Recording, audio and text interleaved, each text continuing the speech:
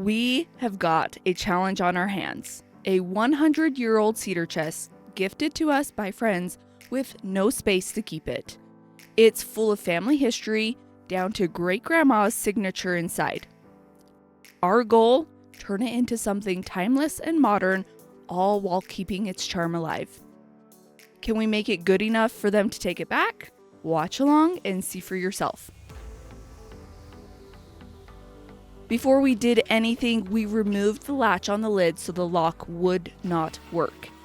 These old locks have a history of being a safety issue, with kids climbing inside and getting locked in. So, we wanted to avoid that from ever happening. We needed to remove the old orange color first, and the best way to do that with an old heirloom furniture is with a chemical stripper. We don't want to sand off this finish and ruin the wood in the process. And with an heirloom, that is totally possible with a sander.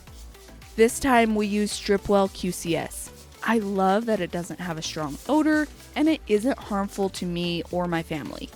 Plus, it actually works. Similar to other strippers, it sits for 30 minutes and then we can easily remove the old finish.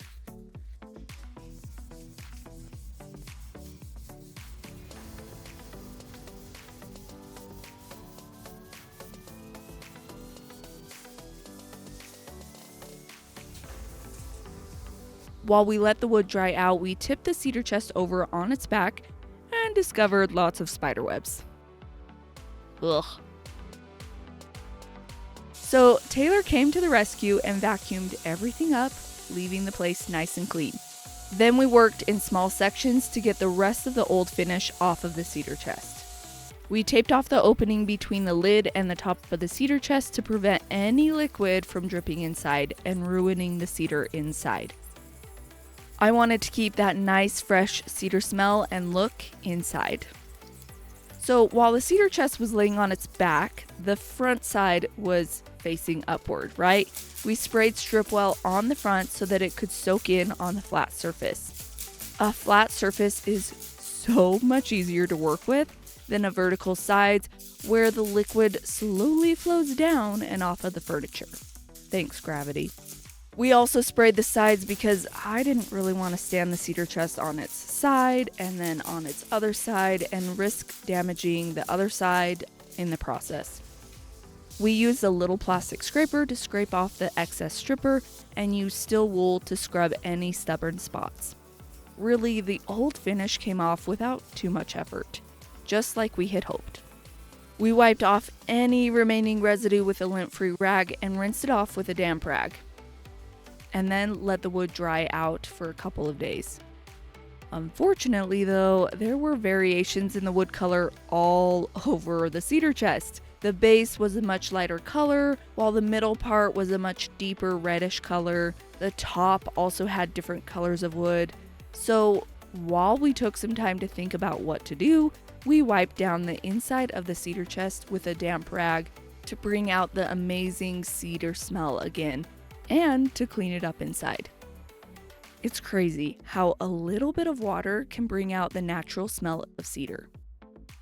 Now it was time to figure out what to do with these uneven wood tones and some stubborn spots where the old stain didn't come off all of the way. We sanded by hand with 220 grit sandpaper in a few areas, but we also used our Surf Prep sander and went to town with the 220 grit sanding screens. We also used medium foam pads to sand some of the curves and the edges. When the sanding was done, we vacuumed up the dust and wiped everything down with a tack cloth to get everything nice and clean.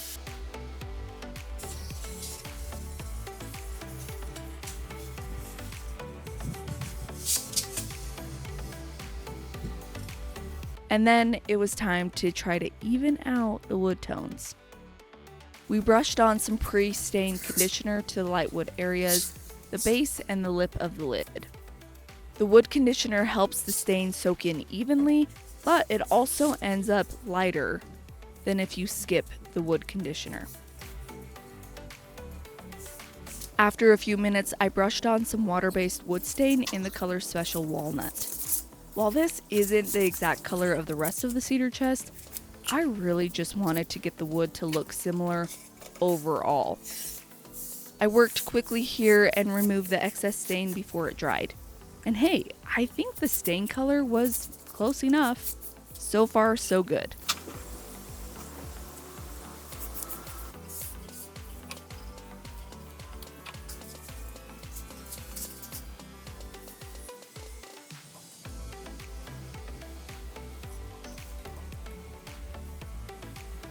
Then I moved on to whitewashing. We mixed up some Fusion mineral paint in the color Algonquin with about 50% water. This makes it very watery so that it will brush on very thin. We brushed the whitewash mixture on and then we wiped it back off. And I'm not gonna lie, I struggled here. I could not avoid the streaks when I wiped it back off, and then I went back over it with some water and messed it up more. So I walked away until the next day, wishing I would have just sprayed poly before whitewashing, because top coating it with poly before whitewashing makes whitewashing so much easier to work with. Did I say whitewashing enough there? We decided that we didn't really like the look of the Algonquin wash. It dried really weird and just looked splotchy and not good at all. It also wasn't the color that I wanted. It looked kind of purplish in the light and it just wasn't right. So what did we do? We sanded the whitewash off with 220 grit sandpaper, being so careful as we did it. Thankfully, it was just a small section.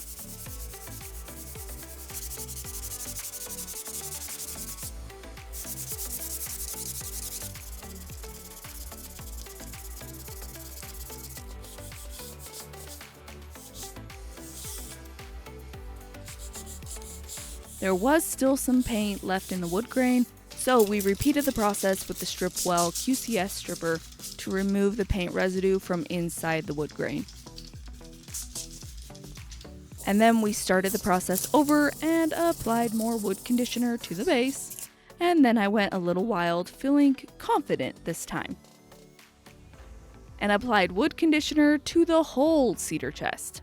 I am so glad I did though, because it gave me a good vision of what the cedar chest would look like if I just top coated it as is.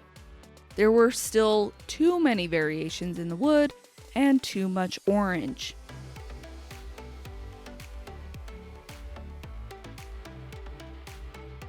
With the base all stained again, I sprayed the entire chest with a couple of coats of clear shellac. I know clear shellac is used similar to a wood conditioner and helps stains soak in evenly, and if I attempt another whitewash, it will act similar to a water-based top coat, making the whitewash take longer to soak into the wood, making it easier to work with the whitewash.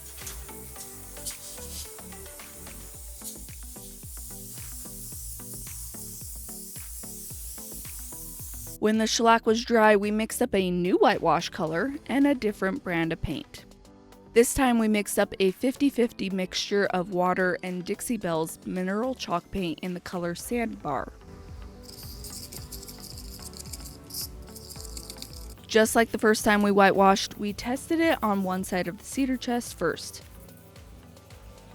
It looked so much better this time, so we kept going and whitewashed the whole entire piece.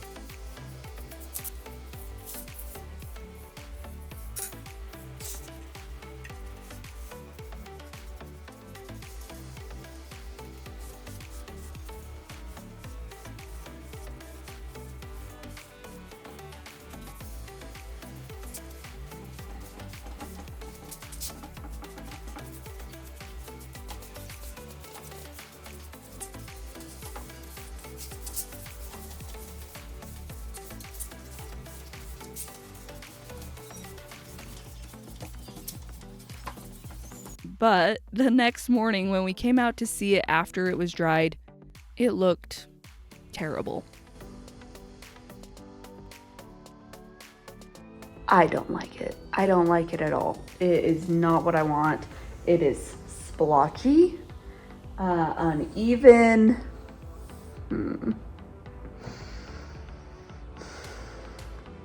I don't know what I'm gonna do right now.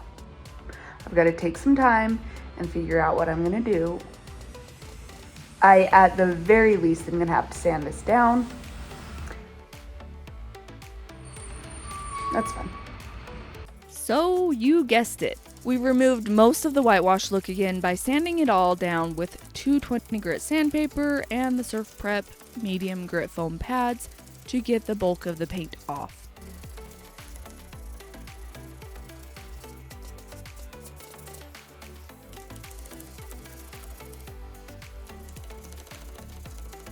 Thankfully, we didn't use the chemical stripper, so we didn't have to stain the base again.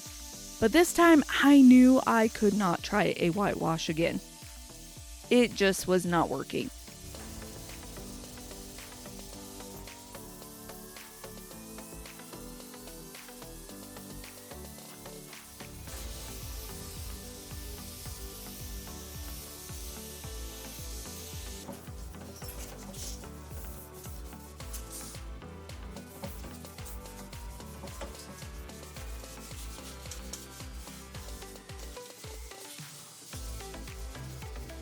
So I moved forward by putting pre-stain conditioner on it to see what everything really looked like now. And then I stared at the cedar chest thinking of all of the possibilities and which one I wanted to try next. I went to the store and found some stain to try. I saw this sandstone color that had a lot of green to it, so I was hopeful that I could remove the orange and give me the whitewash look that I wanted. I brushed it on and wiped it back off pretty quickly since I just wanted a light stain and I didn't want it to soak in the wood too much.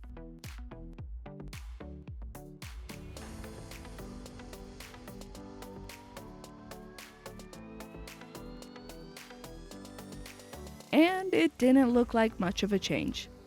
But I went forward, hoping and praying that it would dry in some form that I liked. The great thing about this stain is the oil base.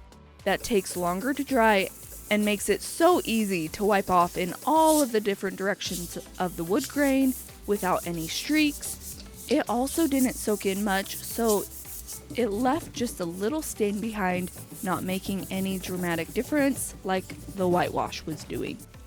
The big downside to the oil-based stain is that it stinks, but it also can combust if you don't let the rags dry flat before throwing them away. So I laid the rags outside in our rocks to completely dry.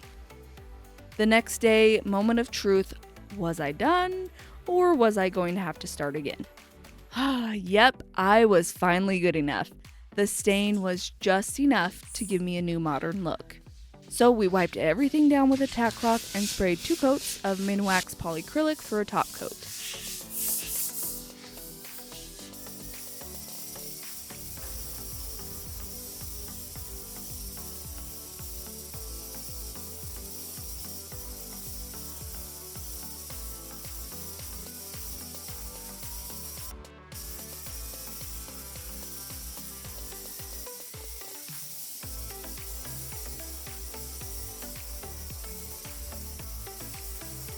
The top felt a little rough after 2 coats, so we very lightly sanded with a fine grit pad, wiped it down with a tack cloth, and sprayed the 3rd and final coat of polyacrylic.